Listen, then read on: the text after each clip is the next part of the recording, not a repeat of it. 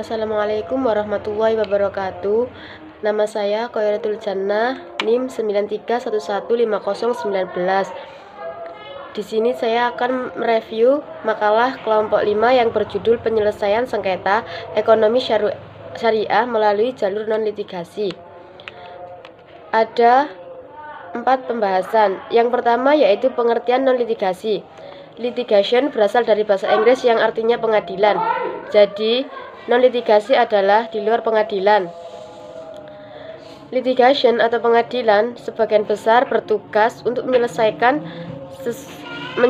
sengketa dengan menjatuhkan putusan.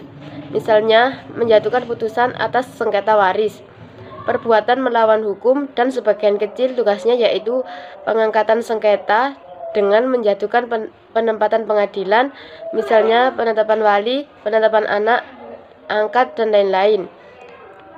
Non-litigasi sebagai kebalikan dari litigasi atau argumentum analogium adalah untuk menyelesaikan sengketa di luar pengadilan melalui perdamaian dan penangkalan sengketa dengan perancangan kontrak yang baik. Penyelesaian sengketa secara non-litigasi meliputi bidang yang sangat luas, bahkan mencakup seluruh aspek kehidupan yang dapat diselesaikan secara hukum.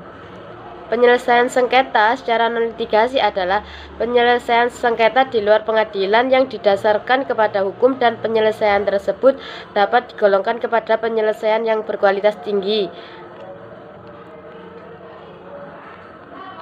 2. Landasan hukum penyelesaian sengketa non-litigasi.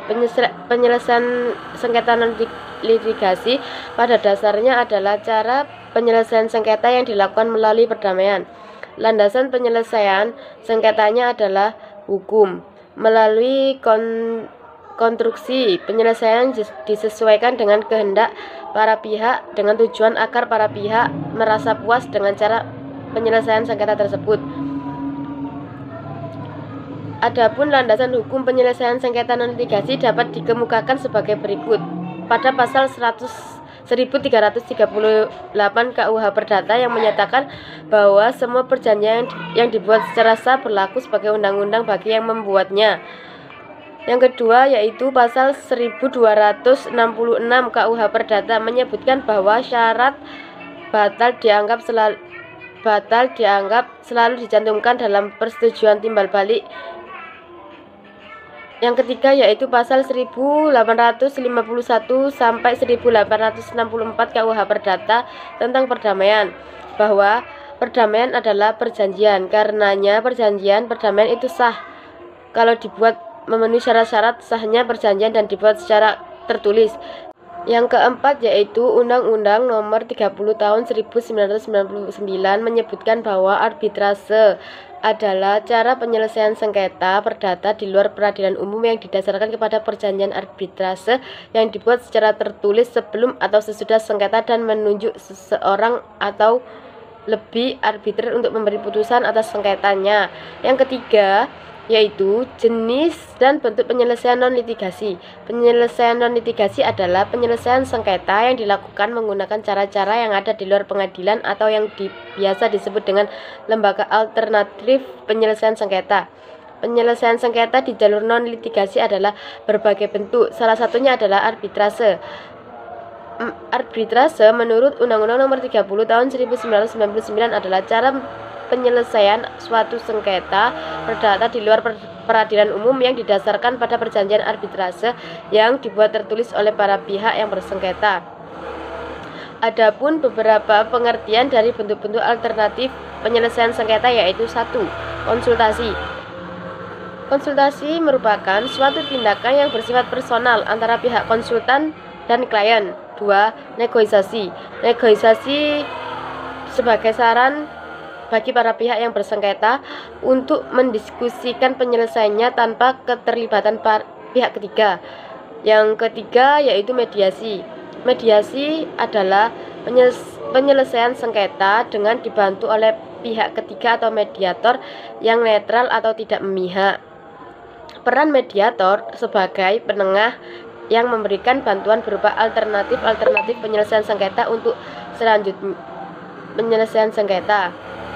Yang keempat yaitu konsiliasi. Konsiliasi adalah penyelesaian sengketa dengan intervensi pihak ketiga, di mana konsiliator lebih